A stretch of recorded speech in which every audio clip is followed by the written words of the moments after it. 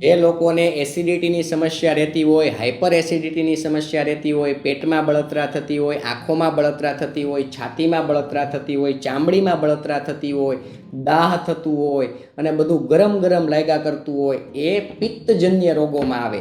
પરંતુ આ પિત્તના રોગને શાંત કઈ રીતે રાખવો જોઈએ અને ઘરગથ્થુ કયો પ્રયોગ કરી શકાય છે કે આપણે એને શાંત રાખી શકીએ છીએ.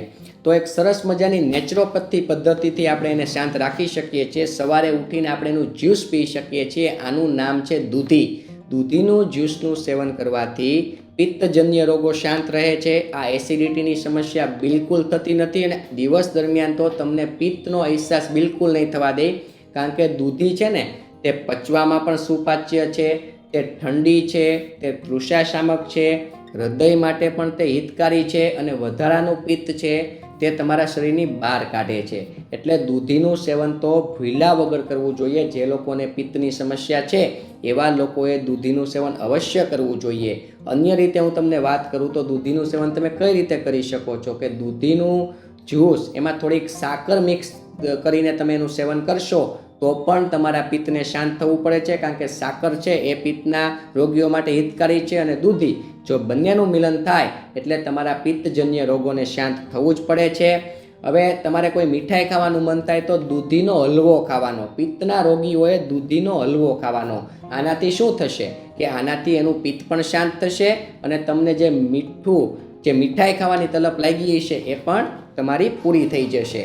આ મગજ શામક છે, એટલે કે માનસિક શાંતિ આપનારી છે દૂધી. પિત્ત શાંત થાય એટલે મગજ તમારું ઓટોમેટિક શાંત થવાનું જ છે. કોઈ પણ માથાના તેલ બને એમાં દૂધીનો પ્રયોગ કરવામાં આવ્યો હશે તો તમે એ તેલ માથામાં નાખતા હશો ને તો તમારું મગજ શાંત રહે છે અને તમને ઘસાટ ઊંઘ આવે છે. આ પણ આનો એક સૌથી મોટો ગુણધર્મ છે. એટલે તમારે દૂધીના જ્યુસનું સેવન કરવું જોઈએ. હવે એની માત્રા શું? દૂધીનું જ્યુસનું સેવન કેટલી માત્રામાં કરી શકાય છે તો કે 1 કપનું સેવન તમે લોકો કરી શકો છો. સવારે ઉઠીને નરણા કોઠે ચા પાણી તમે લોકો જો પીતા હોય ને એસિડિટીવાળા તો ભૂલી જાજો, સવારમાં ઉઠીને ચાનું સેવન ન કરાય પિત્તના રોગી હોય, કારણ કે તમે ભૂખ્યા પેટે કેફીન અને ટેનિન આપો એટલે એક પ્રકારના એસિડિક દ્રવ્યો આપો છો, એનાથી પિત્ત વધે. પરંતુ જો તમને પિત્ત હોય, એસિડિટી હોય, અમ્લપિત્ત હોય તો તમારે ભૂખ્યા પેટે ઉઠીને દૂધીનું જ્યુસ પીવું જોઈએ. અને દૂધીનું જ્યુસ 1 કપનું સેવન કરો ચાની જગ્યાએ તો પિત્ત છે એને શાંત થવું જ પડે છે.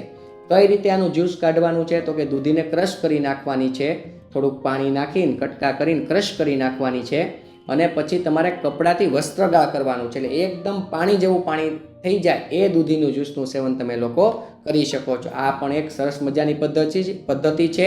આનું સેવન તમે સરળતાથી પાણીની જેમ કરી શકો છો. એટલે તમને દૂધીમાં આમ તો કોઈ સ્વાદ એનો કોઈ વિશિષ્ટ હોય નહીં, એટલે તમને લોકોને તે અખપે ન થાય અને તમે એનું સેવન કરી શકો છો.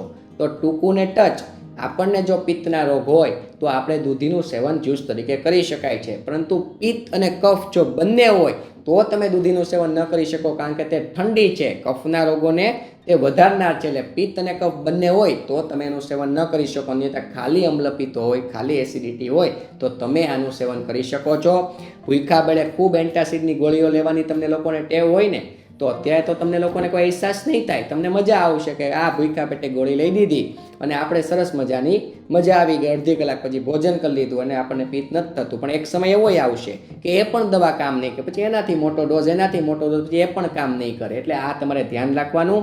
અમ્લપિત્ત જો કંટ્રોલમાં તમે નહીં કરો તો એમાંથી અનેક રોગો થઈ શકે છે, ભયંકર સ્વરૂપ પણ લઈ શકે છે અને સિળસ જેવા રોગો પણ થઈ શકે છે. સિળસ શું કહેવાય કે ખંજવાળ આવે ને ઢીંચા થઈ જાય અને સિળસ કહેવાય. તો આ બધા રોગોની લપમાં ન પડવું હોય તો આપણને જેવું એસિડિટી જેવું લાગે એવો આ પ્રયોગ આપણે કરવો જોઈએ. આ એક પ્રાચીન પ્રયોગ છે, દેશી પ્રયોગ છે, ઘરગથ્થુ પ્રયોગ છે. આની કોઈ સાઈડ ઇફેક્ટ નથી. આ પ્રયોગ કરવો જોઈએ. અને શાક તરીકે તમે દૂધીના શાકનું પણ સેવન કરી શકો છો. આપ સૌને મારા પ્રણામ. જય ધન્વંતરી.